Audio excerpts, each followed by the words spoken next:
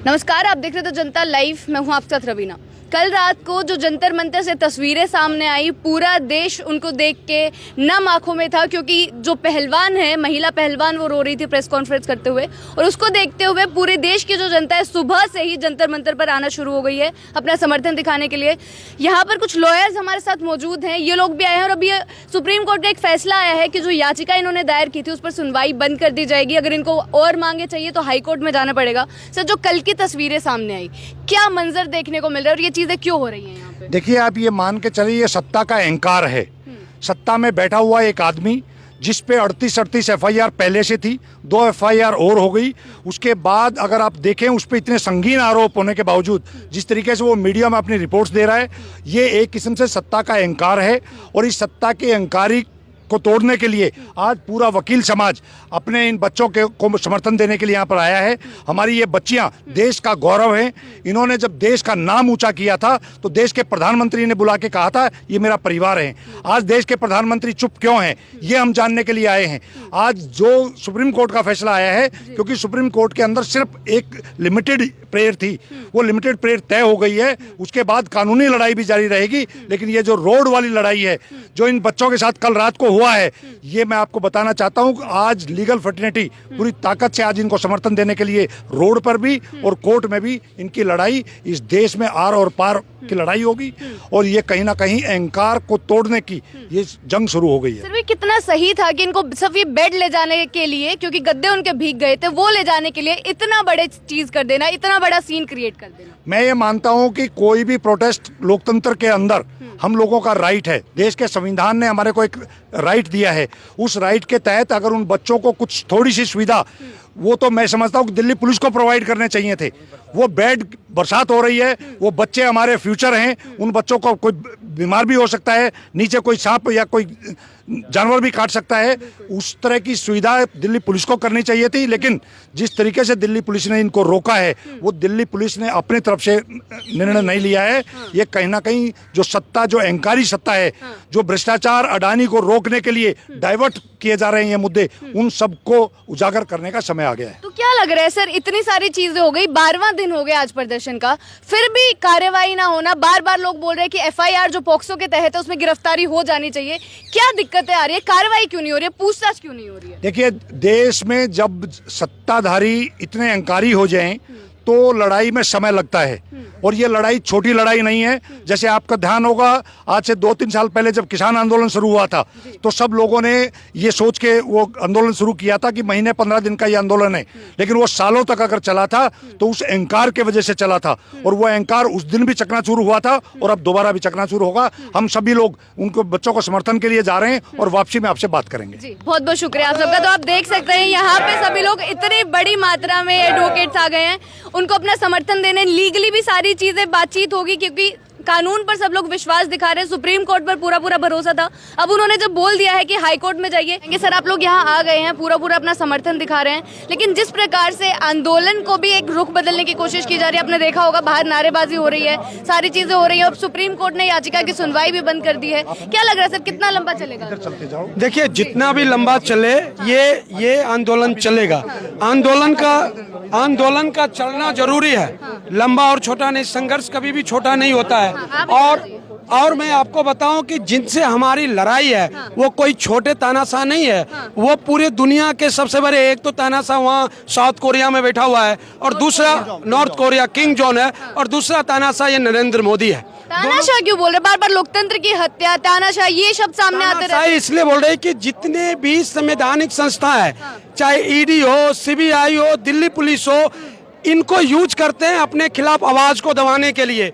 लोकतंत्र में हर एक व्यक्ति का अधिकार है, चाहे वो निम्न किसी भी लेवल का व्यक्ति हो, उसको भारत के संविधान ने कई स्वतंत्रताएं दे रखी है, अपनी बात रखने की स्वतंत्रता दे रखी है। यहाँ पे क्या पीसफुल तरीके से धरना प्रदर्शन करने का आपने देखा, शांतिपूर्ण तरीके से देख रहे हैं। रात्रि में यदि भीग गए तो इनकी मानवता मर गई दिल्ली पुलिस की। इनको ये बेड का अरेंजमेंट करना चाहिए था, लेकिन इनकी मानवता क्यों मर गई है? क्योंकि इनके ऊपर राजनीतिक दबाव है।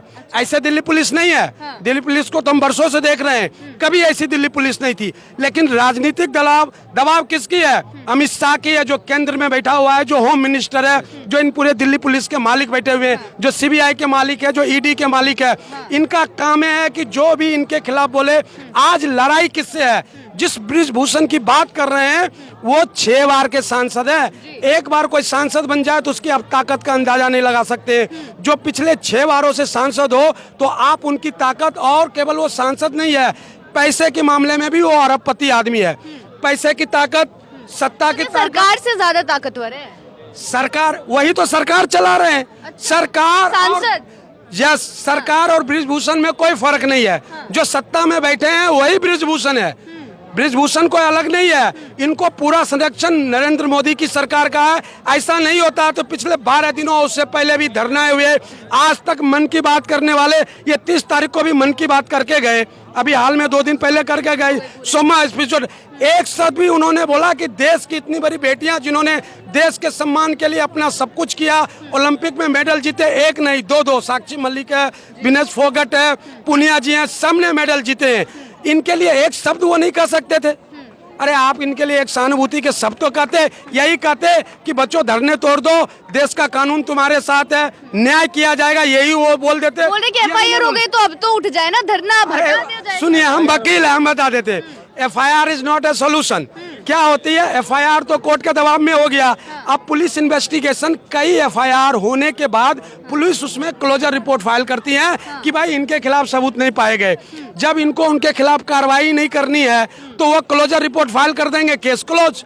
तभी ये भी हो सकता है, यही होगा, हो नहीं सकता है। इसकी वजह बताता हूँ।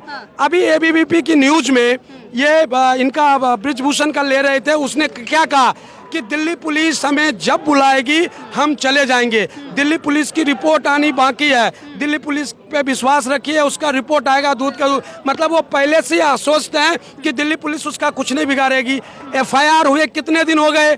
इतने दिनों में उन्होंने उसको फोन करके या उसको सम्मन करके इन्वेस्टिगेशन क्यों नहीं ज्वाइन करने दिया? अभी तक दिल्ली पुलिस ने ब्रिजभूषण को सम्मन करके, अरेस्टिंग तो छोड़ दीजिए, इन्वेस्टिगेशन ज्वाइन करने के लिए नहीं कहा गया है। क्यों नहीं कहा गया है? इन्वेस्टिगेशन क्या कारण लग रहा है आपको इसके? राजनीतिक, क्योंकि पूरी दिल्ली पुलिस भारतीय जनता पार्टी के कंट्रोल में चलती है।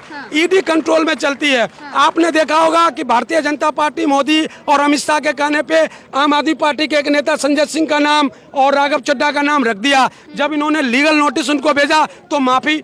ये हिंदुस्तान के इतिहास में पहली घटना होगी कि जब इतनी बड़ी investigation agency ED, special agency को किसी व्यक्ति से माफी मांगना पड़ता हो कि आपका नाम चार्जशीट में गलत डाला गया। तो सभी राजनीतिक से प्रेरित है। अब ब्रिजभूषण बोल रहे हैं कि मैं इस्तीफा दे दूंगा अगर मेरी पार्टी के वरिष्ठ नेता मेरे से मांगते हैं। तो मैं ये कहता हूँ, देखिए ऐसे तो नैतिकता का आधार पे देना चाहिए। ये खेल है, ये राजनीति नहीं है। राजनीति में लोग नहीं देते, लेकिन खेल संस्था एक ऐसी संस्था है जहाँ पे खिलाड़ी अपने कोच को अपने पिता से, मैं खेल से जुड़ा हुआ हूँ, मैं इंटरनेशनल रेफरी भी हूँ, आपको बता दूँ, वकील भी हूँ, तो यहाँ पे अपने पिता से ज्यादा दर्जा मैंने देखा आंखों से। यदि एक खिलाड़ी को एक कोच बोल दे तो अपनी बाप की बातें ना माने, कोच की बातें मानता है, इतना सम्मान देते हैं। आज वो खिलाड़ी अपने कोच के ऊपर आरोप लगा रहे हैं, आज वो अपने फेडरेशन के अध्यक्ष के ऊपर आरोप लगा रहे हैं, तो मामला गंभीर है और मामला पूरी तरह से ये सच्चाई है। और इस्तीफा देने की बात कर रहे हैं, लेकिन बोल रहे कि अपराधी के तो उन्हें पता है कि नरेंद्र मोदी उनका कभी कहेंगे नहीं। अच्छा, तो इसलिए कहते हैं कहेंगे तो करेंगे, नहीं तो बोल क्यों नहीं दिया अभी तक? आपने सवाल किया कि ब्रिजभूषण जी ने बोला कि नरेंद्र मोदी जी और योगी जी बोलेंगे तो मैं इस्तीफा दे दूंगा। नरेंद्र मोदी, अमित शाह और जेपी नड्डा बोलेंगे। चलो जी। इसका मतलब यह है कि क्या इन्होंने जो इन महिलाओं के साथ जो शोषण किया वो नरेंद्र मोदी जी के कहने पे किया? इसका मतलब यह है कि वो कहेंगे जब इस्तीफा देंगे। और जब देश का सुप्रीम कोर्ट FIR के ऑर्डर कर दिए हैं तो दिल्ली पुलिस किसके ऑर्डर के लिए इंतजार कर रही है? दिल्ली पुलिस सुप्रीम कोर्ट का ऑर्डर नहीं मानेगी क्या? यही बोला जा रहा है जब एक आम आदमी को किसी भी छोटे से भी अपराध के अंदर पकड़ लिया जाता है तो उसकी बेल एप्लीकेशन लगाते हैं तो ऑनरेबल कोर्ट कहते हैं कि इसका कोई पुराना रिकॉर्ड है या नहीं है। अगर पुराना रिकॉर्ड होता है तो बेल डिसमिस हो जाती है, एक आम आदमी के लिए, सभी के लिए।